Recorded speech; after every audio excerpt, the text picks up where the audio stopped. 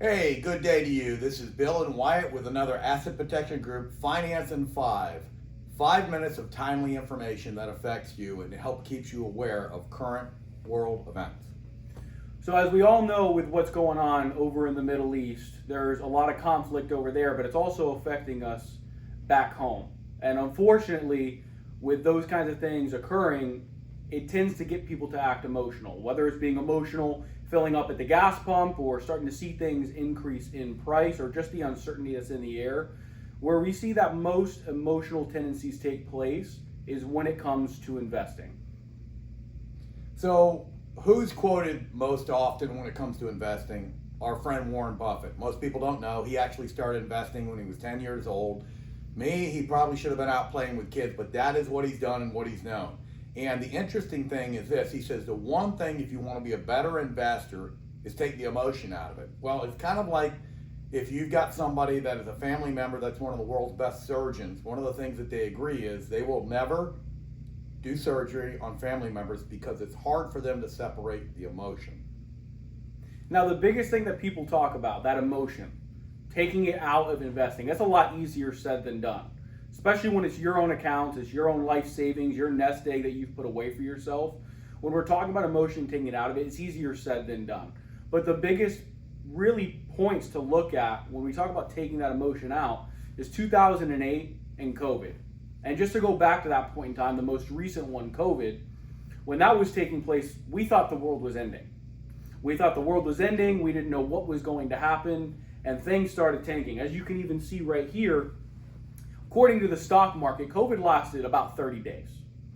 And here's what happened during those 30 days. Things started going down. The market started going down. People started panicking. So when people panic, what happens?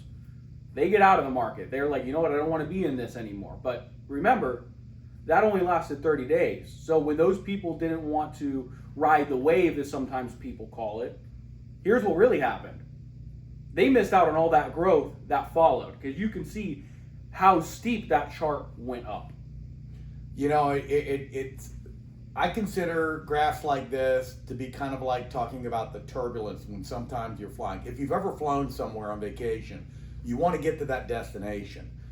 But once in a while, hopefully not often, you're going to hit patches of rough air. And that's not going to be comfortable. You don't know when it's going to end. It's sometimes scary. And that's the emotion that we're talking about. But it's the pilot's job to avoid as much of the turbulence as possible. And that's what the fund manager's job is. So don't think that they're just sitting there, that they're asleep at the wheel or anything. They're actually maneuvering that turbulence. And you don't want to just jump out of the plane, right, the minute that the turbulence gets bad, because then you won't meet your destination. But you want to let the pilots do their job because they're the ones that can take the emotional aspect of it out of the investing for us. So the biggest thing at the end of the day when it comes to all of this, we keep talking about the emotion and taking the emotion out of it. Obviously, that's a lot easier said than done. The biggest thing we always point to is looking for professional advice. Kind of like when it comes to healthcare, pointing back to that doctor metaphor, if you will, that you're not going to make these decisions on your own.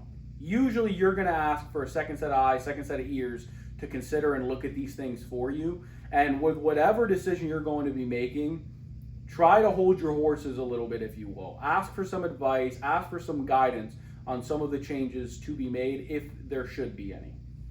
And know that we're always just a phone call away, that if things seem scary, especially maybe if you've got a spouse that they're not comfortable with some of the things that they're seeing, give us a call, let us know, and make sure you share this with friends because there's some people that are out there that are very scared and concerned with what's going on. Again, this is not the first time we've seen this. Before, it wasn't war, it was 9/11, so that was close enough.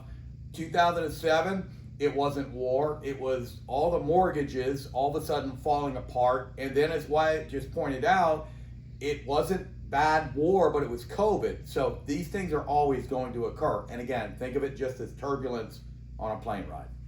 All right, that's our Finance in 5. We just want to give a little bit of a recap of some of the things going on. We hope you guys have a great rest of your day. Take care.